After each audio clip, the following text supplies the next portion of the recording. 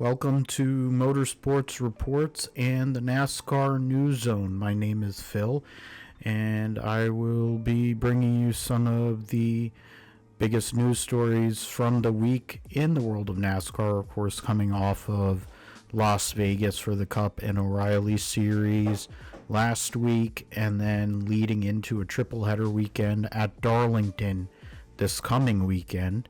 Some news items that we'll be covering, of course, is the Daniel Dye suspension from NASCAR indefinitely, current Truck Series driver there, and the situation he found himself in. Alex Bowman missing additional races due to the vertigo symptoms he's having that he first suffered at Circuit of the Americas, and then the Suarez versus Chastain fight that took place post Las Vegas and the aftermath in regards to what both drivers think of each other. These things and more here in the NASCAR News Zone. So click on the timestamps below if you want to go to specific stories. And for this and all your NASCAR and IndyCar and motorsports news, tune in here to the Motorsports Reports and also to the Grip Strip podcast that I do with my co-host Josh on all podcast platforms. Due to comments made on a live stream that were definitely not in best interest of himself and his career, a NASCAR Craftsman Truck Series driver Daniel Dye has been indefinitely suspended by his team Colleague Racing and NASCAR prior to receiving and completing sensitivity training before being considered for reinstatement. No timeline has been given for his return. Status for the rest of the season remains unclear. He made these comments in a live stream he did with NASCAR O'Reilly Series driver Brent Cruz while they were doing card break or opening trading cards. Daniel Dye was mentioning a interaction he had with IndyCar driver for Penske Racing David Malukas at St. Petersburg, and that he did not know much about Malukas before the meeting. During the stream, Dye imitated Malukas using what he described as a, quote, gay voice, end quote.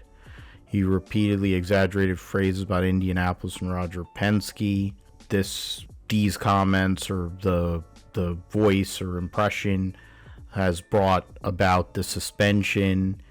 Colleague Racing responded first and said the suspension was effective immediately, and then NASCAR has the indefinite suspension afterwards. Daniel Dye in the past has been suspended temporarily from the ARCA series back in 2022 when he was in high school. He was arrested on a felony battery charge after an incident involving a classmate, which involved him physically assaulting and hitting that classmate in a particular part of the body that is not ideal. It was reduced to a misdemeanor and then eventually dismissed. For Dye, he came out on social media and said, "I want to first apologize to David Malukas. I recently went on a live stream with some friends and made some careless comments. Shows my words poorly and understand why it upset people. I'm sorry to anyone who was offended. That's not how I want to represent myself.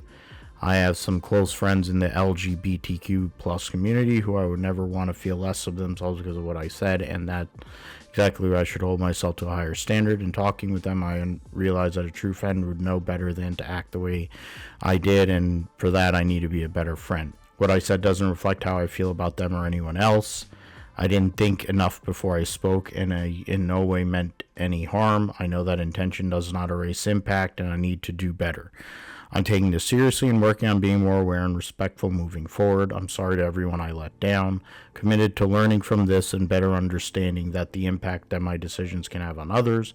That includes educating myself, listening to those affected, and taking meaningful steps to ensure my actions reflect respect and inclusivity going forward. I know I've got a platform and a responsibility, and I need to use it better." As of now, for this weekend's race at Darlington, we'll see Cup Series driver AJ Allmendinger in the number 10 Ram truck, and we will see what they do as they move forward. For this and all your NASCAR and IndyCar news, tune into the Motorsports Reports and also the Grip Strip podcast, which I do with my co-host Josh. That appears on all podcast platforms. Former O'Reilly Series champion, Cup Series winner, and current NASCAR on Fox analyst Clint Bowyer has been getting some razzing on social media and discussions about his professionalism, amongst other things. In an article that's come out recently through Reddit, there are fans that have talked about Bowyer being removed from the booth. One person quoted as saying, "Pretty sure I'm not the only one who's tired of Clint's shenanigans and bias in the booth." Talking about, not giving out proper information, not focusing on what's going on in the broadcast, acting like in an inappropriate way in a sense, or making the race be secondary to whatever antics he's doing. Another person's quote is, "I agree. I remember when Bowyer first started announcing in Xfinity back in 2019, he was very good and well liked. It seems to be more so a Fox production standard, wanting to present the product in more of a casual, lighthearted, relatable way with quips and jokes thrown about since 2016-17 or so, giving DW the former goofball role. Unfortunately, it doesn't really sit well along with the poor production given." Another person quoted as saying, "Yes, it doesn't feel like a serious motorsport with Clint in the booth.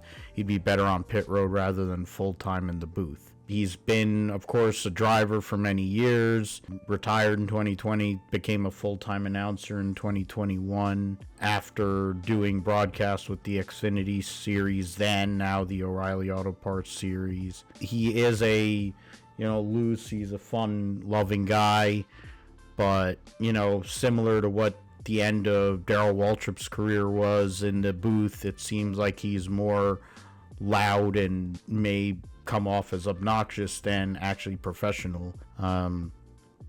Another person was quoted saying, "He's childish, immature, and constantly interrupts. The entire Fox booth does not take this sport seriously, and it's the last thing preventing our sport from really entering a new era. Clint isn't the problem. Clint is just playing the role that Fox producers used to have DW play. The issue is the production director's top-down direction to be goofy, not take the sport seriously is a problem. Clint is just doing what he's told." So in the end, you have certain people saying that it's Clint. Some people are saying it's a production. One person says we just need the whole booth revamped. The approach, etc. I'm not sure about biases. None come to mind to me. I think the producers are trying too much to check boxes and script what should be natural moments. The forced tension between Bowyer and Harvick is disingenuous. He's always done it, but Mike Joy's obsession with the manufactured competition kills me. Fox's quality of coverage for a while has been poor, and so the notion that you have one of their analysts being questioned for their professionalism and such really isn't surprising. But if you have any takes, you can go and leave them here down in the comments about Clint Bowyer or Fox's broadcasting. Due to continued symptoms of vertigo, NASCAR Cup Series driver Alex Bowman will be missing the next 3 Cup Series events for Hendrick Motorsports and Ally in the number 48 Chevrolet. He will not be competing at Darlington this weekend, Martinsville, and then Bristol Motor Speedway post Easter break.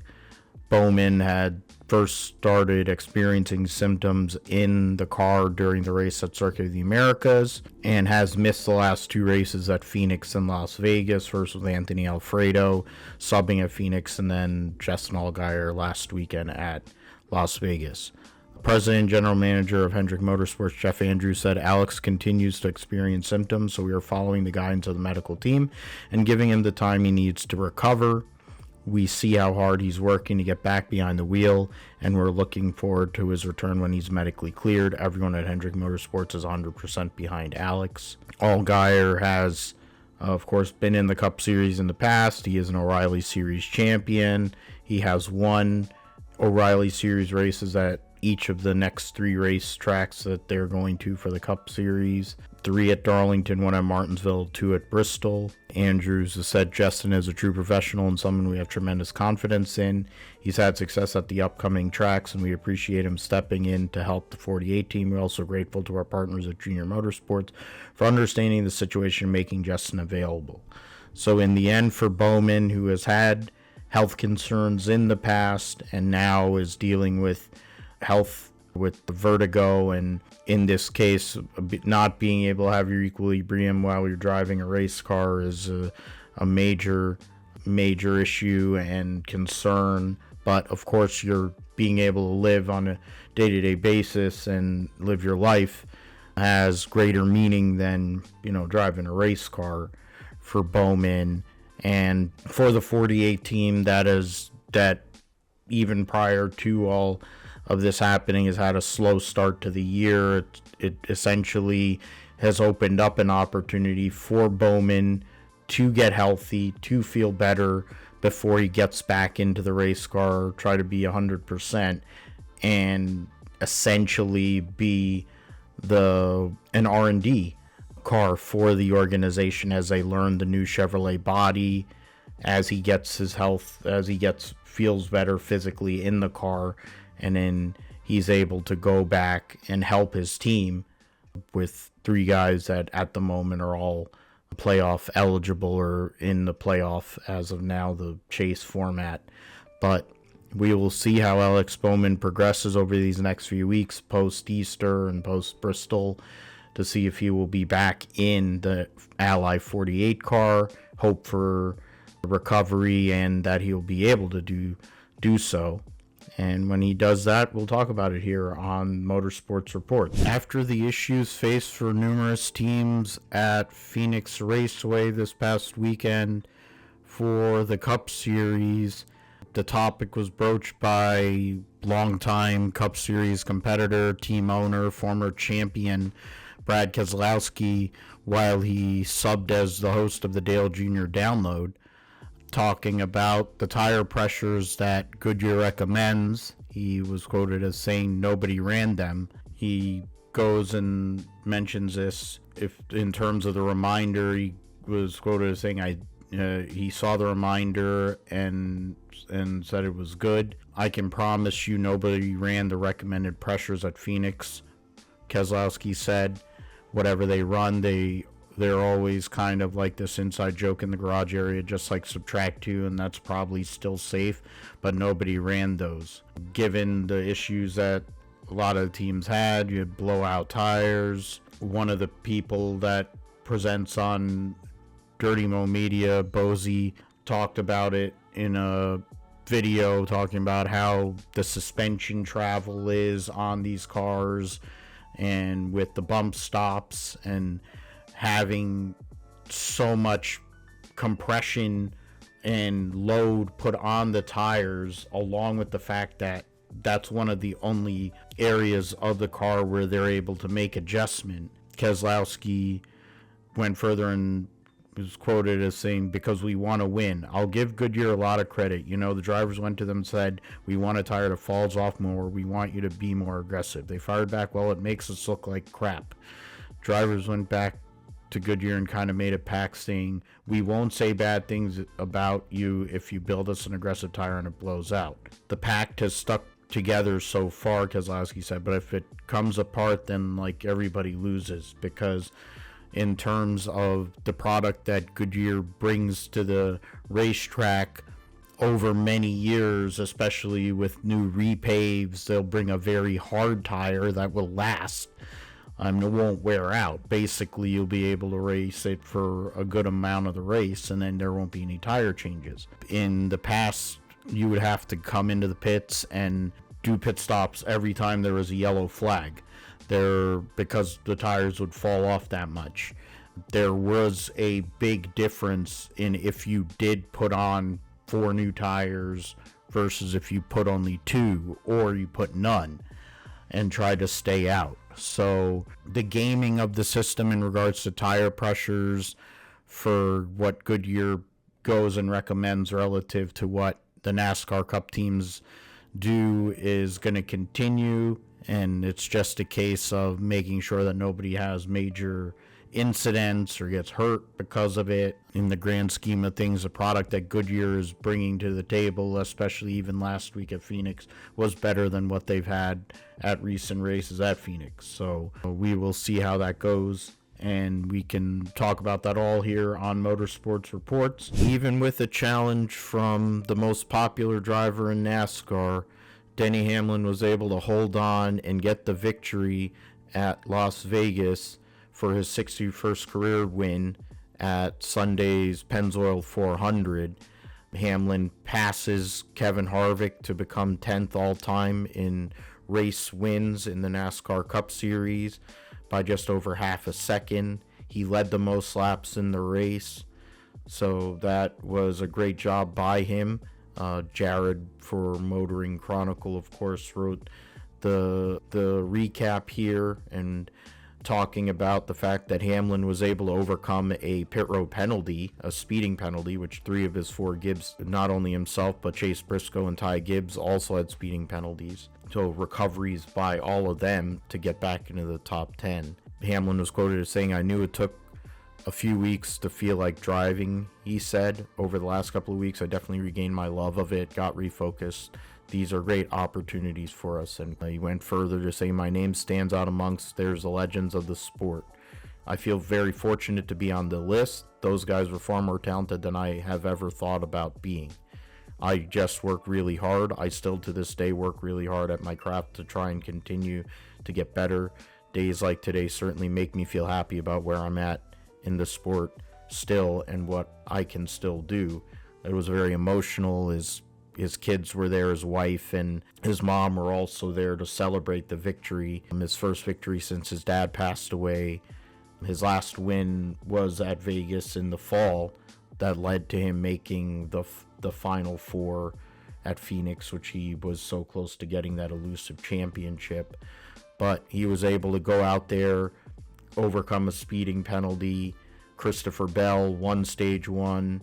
William Byron won stage 2. Kyle Larson led second most laps in the race. So it was Hendrick was the biggest challenger to the Gibbs brigade. But in the end, Hamlin was able to make moves in the final restart. There was only one caution for cause, which was Connor Zilisch spinning out on lap 211. Hamlin was able to make a pass on teammate Christopher Bell to get the lead and held on there. Elliott, who ended up finishing second, said it was definitely better there towards the end than we had started the run. Thought there might be an opportunity. I knew that he was starting to get tight there at the end of runs. Yeah, man, as bummed as I am to come out that close to a win, I have to kind of bring myself back to reality check how much better we ran today than we've been running. I'm balancing that, right? Obviously, these things are hard to win. We had a great opportunity to do it, but really proud of the effort throughout the week. Preparation yesterday, just kind of fighting through a not-so-good day, getting up there in the mix with the guys that win a lot of these races anymore. Really proud of that. Of course, for Elliott, he's in the top 5 in points. Hamlin gets himself into 6, so he puts himself back right into the mix. Christopher, you had Byron finish 3rd, then you had Christopher Bell, Ty Gibbs, Chris Buescher, Larson, Briscoe, Bubba Wallace, and Brad Keselowski in the top 10. Tyler Reddick still leads the points by 61 over Wallace and 67 over Blaney. And then Justin Allgaier, who subbed for Alex Bowman, finished 25th in the 48 car. 20 cars finished on the lead lap. There were 21 lead changes amongst 9 drivers and 3 cautions for 20 laps. Next week's race will be the throwback weekend at Darlington Raceway for the Goodyear 400. And so with that, for this and all your NASCAR and IndyCar motorsports news, tune in here to Motorsports Reports. After a couple of weeks out west, the NASCAR Cup Series returns to the East Coast to race at one of the classic tracks, Darlington Raceway. And here are 5 drivers you need to watch for the Goodyear 400 NASCAR Cup Series event here on Motorsports Reports. First and foremost is Denny Hamlin, coming off of his first win of 2026 at Las Vegas, but this is one of his better racetracks. 2 wins in the last 10 with 5 top 5s, 7 top 10s, 429 laps led, and an average finish of 8.5 in the last 10 races at Darlington Raceway for the driver of the number 11 for Joe Gibbs Racing.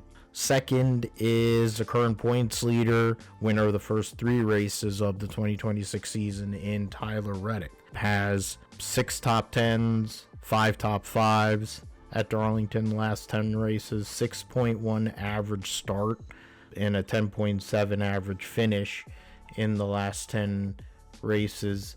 The lady in black, Reddick, and the 2311 team have been running well for the most part. Even if they haven't been the leader, they're maximizing their finishes, maximizing stage points. And in a race where this new rules package could see a lot of carnage, that's something that you need to have for 400 miles and even 500 miles coming up later this year during the Southern 500. Third is William Byron for Hendrick Motorsports, coming off of a solid weekend for the Hendrick Motorsports team in general at Las Vegas.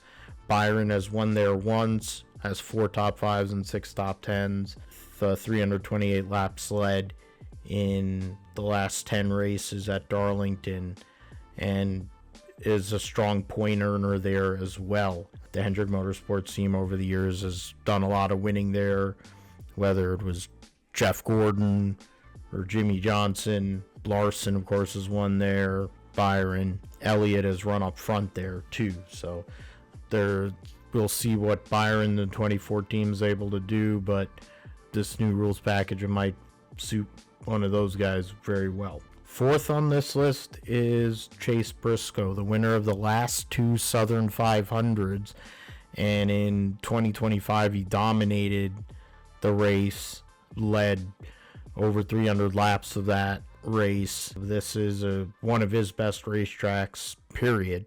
3 top 5s in the last 10 with those 2 wins. And after what has been a pretty brutal start to the year, only 1 top 5 and 2 top 10s to start the year, this is a place where he can go and flip the script, get some stage points, and possibly go and get that first win of 2026 to get the momentum rolling towards a possible bid for a first championship in the Cup Series. And then fifth may be surprising to some, but may not be surprising to others, in Chris Buescher, the driver for Roush Fenway Keselowski Racing. In the last 10 races, has 7 top 10 finishes at this racetrack and an average finish of 12.5. Has run at the finish of all 10 of the last of those races. Only led 22 laps. He's there. That's part of what makes Chris Buescher so good. He's there when it counts. And the RFK teams have had greater speed this year, has been more consistent than even Penske in certain ways. So this could be an opportunity race for Buescher. He likes these tracks where it's more driver centric, having to go and manage your tires. It fits right in the wheelhouse. The driver, the number 17 for RFK. But we'll definitely let you know what happened at Darlington and the Goodyear 400 next week. And for all your NASCAR and IndyCar news and motorsports in general, tune into Motorsports Reports, and also tune into the Gripster podcast that I do with my co-host Josh Fine on all podcast platforms.